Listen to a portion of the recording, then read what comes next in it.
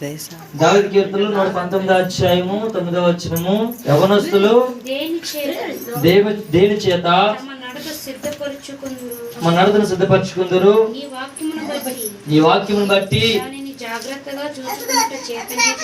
దానిని జాగ్రత్తగా చూసుకుంటూ చేతనే కదా. ఆమేన్. దేవుని స్తోత్రం. హల్లెలూయా. యవనస్తులు దేని చేత తమ నడతను సిద్ధపరచుకుంటారు. ఇప్పుడు మనోడు గత ఎన్ని సంవత్సరాలు 15 సంవత్సరాలు వచ్చాయా? 15 సంవత్సరాలు పెట్టాడు. ఈ టీనేజ్ లో చాలా మంది పాడైపోవాలన్నా, వాళ్ళ బ్రతుకులు కట్టబడాలన్నా, మంచిగా అవ్వాలన్నా ఏ వయసు అండి? ఈ వయసులోనే. దేవుని స్తోత్రం.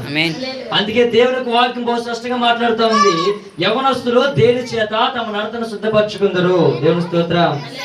వచ్చిన వారికి పెట్టాడు అక్కడ దావీదు మహారాజు. వచ్చిన వారికి పెట్టి నీ వాక్యం బట్టి దాన్ని జాగ్రత్తగా చూచుకొని చేతనే కదా. ఇప్పుడు ఏం చేసింది? ఇక్కడ చేయాల్సిన పని ఏంటంటే వాక్యముతో దేవునితో నువ్వు సహవాసం చేయాలి. ఏం చేయాలి? వాక్యంతో సహవాసం చేయాలి. ఇప్పుడు మనుషులతో నువ్వు ఎలాగైతే సహవాసం చేస్తున్నావో, నువ్వు ఎలాగైతే మీ తల్లిదండ్రులతో సహవాసం చేస్తున్నావో, నువ్వు ఎలాగైతే అందరితో సహవాసం ఉన్నావో, నీవు దేవునితో సహవాసం చేసావు, వాక్యముతో సహవాసం చేయాలి. హల్లెలూయా. ఎందుకు వాక్యంతో సహవాసం చేయాలంట? నీ నడతను సిద్ధపరచుకోవడం కోసం, నీ నడకనే మంచిగా చేసుకోవడం కోసం. క్రమంలో చాలా మంది ఉన్నారు, మన నడక మంచిగా అవ్వాలన్నా, మన పరిస్థితులు మంచిగా అవ్వాలన్నా ఎవరి వల్ల సాధ్యమవుతుందంటే దేవునికి వాక్యం ద్వారా సాధ్యము. ఒక కుమారునికి దేవుడు 2 సంవత్సరాలు కాచి కాపాడి సంరక్షించిన దేవుడికి నాకు నామానికి మహిమ కలుగును గాక. ఆమేన్. ఈ వాక్యం దేవుడు దీవించును గాక. ఆమేన్. నూతన పరచుము దేవా నీ కార్యములు నా ఎడల, నూతన పరచుము దేవా నీ కార్యములు నా ఎడల. సంవత్సరాలెన్నో జరుగుచున్నను, నూతన పరచుము నా సమస్తము.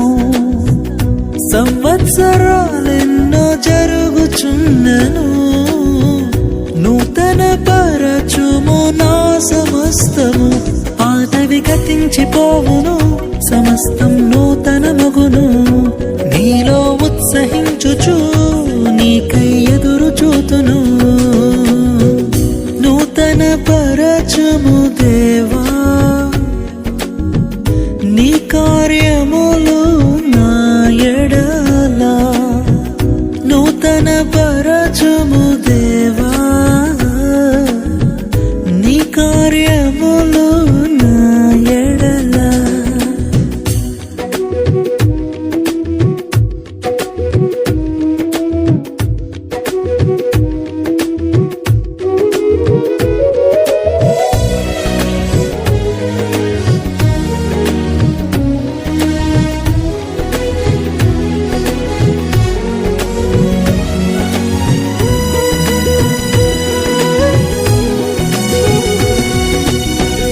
శాశ్వతమైనది నీదు ప్రేమ, ఎన్నడైన మారనిది నీదు ప్రేమ. శాశ్వతమైనది నీదు ప్రేమ, ఎన్నడైన మారనిది నీదు ప్రేమ.